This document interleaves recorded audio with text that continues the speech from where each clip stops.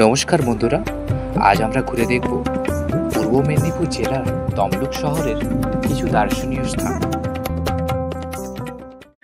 ঘড়ির কাঁটায় সময় তখন 4:30। আমাদের যাত্রা শুরু আমার শহর ঝাড়গ্রাম থেকে। আজ আমাদের যাত্রার গন্তব্যস্থল হলো পূর্ব মেদিনীপুর জেলার তমলুক। আমরা পৌঁছে গেলাম খড়গপুর জংশনে।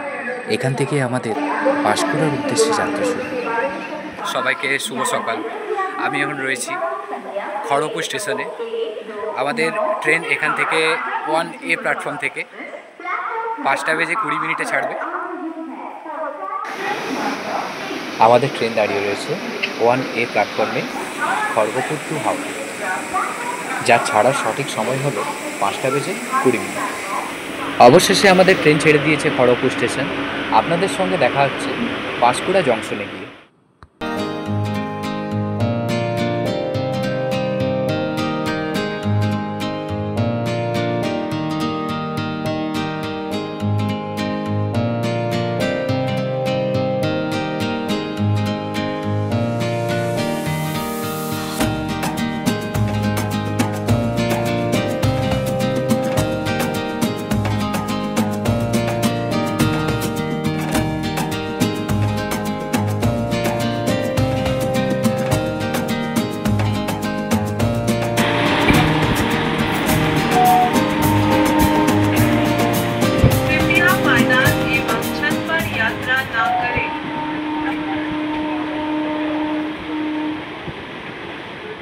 এখন সময় 7:30।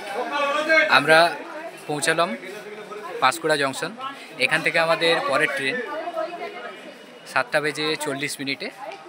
দেখা হচ্ছে তমলুকে গিয়ে।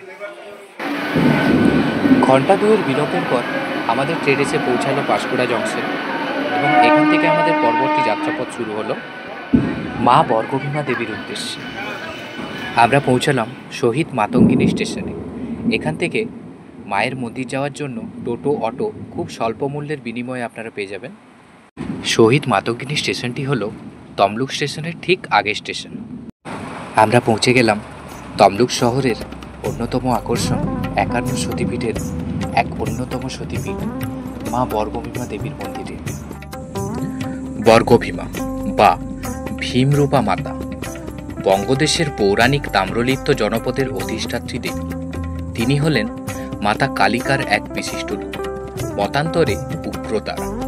অনুমান করা হয় পৌরাণিক তাম্রলিপ্ত জনপদ প্রতিষ্ঠার পূর্ব থেকেই তার মন্দির এই স্থানে প্রতিষ্ঠিত। ভারতের অন্যতম জাগ্রত ও প্রধান সতীপীঠ। তত্ত্ব অনুযায়ী এটি 51 পীঠের প্রথম পীঠ, যা মাতৃকা উপাসনা ও শক্তি আরাধনার চিহ্ন বহন করেছে।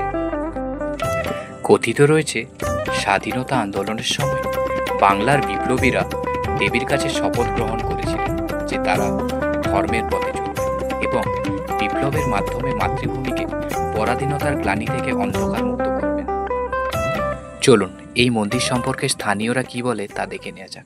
কুণ্ডের জলটাই মাছের উপর দিতে কুণ্ডের জল মাছটা হচ্ছে জ্যান্ত হয়ে যায়। আচ্ছা, সেটাই পরে প্রবাদ হয়ে যায়। কুণ্ডটা আপনারা পাবেন, দেখতে পাবেন। হ্যাঁ, ওই ভেতরে যেটা আছে না, যেটা ভেতরে একটু নামতে হয়। দারুণ, মা খুব জাগ্রত, যা চাইবেন তাই পাবেন। তবে চাওয়াটা জানতে হবে কি। হ্যাঁ, অবশ্যই। কারণ স্বামীজিও চাইতে পারেনি, ঠাকুর যখন বলেছিলেন যে চাও, আপনি চাইতে পারেন, সেজন্য চাওয়াটা জানতে হবে। সেটা অবশ্যই। থ্যাংক ইউ, ভালো থাকুন, আনন্দে থাকুন। আপনি ভালো থাকবেন। মায়ের মন্দিরে পুজোর পর্ব শেষ করে চলুন দেখে নেওয়া যাক তমলুকের অন্যান্য দার্শনিক স্থানগুলো, যার মধ্যে একটি হলো তমলুক রামকৃষ্ণ মিশন। ভারতবর্ষের স্বাধীনতা সংগ্রামের ইতিহাসে তমলুক রামকৃষ্ণ মিশন ও সেবাশ্রম গুরুত্বপূর্ণ অবদান রেখেছে। এই আশ্রমটি 1914 সালে স্বাধীনতা সংগ্রামী রজনীকান্ত প্রামাণিক দ্বারা প্রতিষ্ঠিত। এই আশ্রমের মাধ্যমে তৎকালীন বিশিষ্ট স্বাধীনতা সংগ্রামীরা কলেরা রোগীদের সহায়তা প্রদান করতেন। শ্রদ্ধেয় শহীদ মাতঙ্গিনী হাজরা আলিনান গ্রাম থেকে তমলুক আসতেন এবং দুঃখস্থদের সহায়তা প্রদান করতেন। 1938 সালের 11 এপ্রিল জাতীয় কংগ্রেসের সভাপতি নেতাজি সুভাষচন্দ্র বোস এই আশ্রম পরিদর্শন করেন। আশ্রমের পর্ব শেষ করে আমরা চলে এলাম শ্রী শ্রী গৌরাঙ্গ মহাপ্রভুর মন্দির দর্শনে, যা আশ্রম থেকে কিছুটা দূরত্বেই। শ্রী শ্রী চৈতন্য মন্দিরে ভগবান শ্রীকৃষ্ণের দর্শন করে আমরা বেরিয়ে পড়লাম আমাদের পরবর্তী দর্শনীয় কেন্দ্র তমলুক রাজবাড়ি, যাকে ঘিরে তমলুকের ইতিহাস বহন করে চলেছে। প্রায় 5000 বছরের ইতিহাস সঙ্গে আনা বর্তমানে ভগ্নপ্রায় তমলুকের রাজবাড়ি।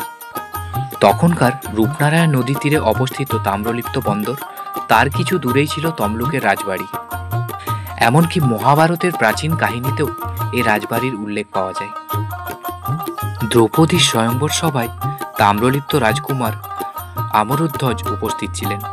ঐতিহাসিক সূত্র মতে গ্রিসের একজন কারিগর আনা হয়েছিল এই প্রাসাদ নির্মাণের জন্য। তারা ইউরোপীয় স্থাপত্যের আদলে রাজপ্রাসাদ তৈরির পরিকল্পনা করেন। এরই সাথে আমরা পরিসমাপ্তি ঘটালাম আমাদের একদিনের তমলুক পরিক্রমার। আশা করি ব্লগটি আপনাদের ভালো লাগবে। যদি ভালো লেগে থাকে একটি লাইক করে দেবেন। দেখা হচ্ছে পরের ভিডিওতে। নমস্কার।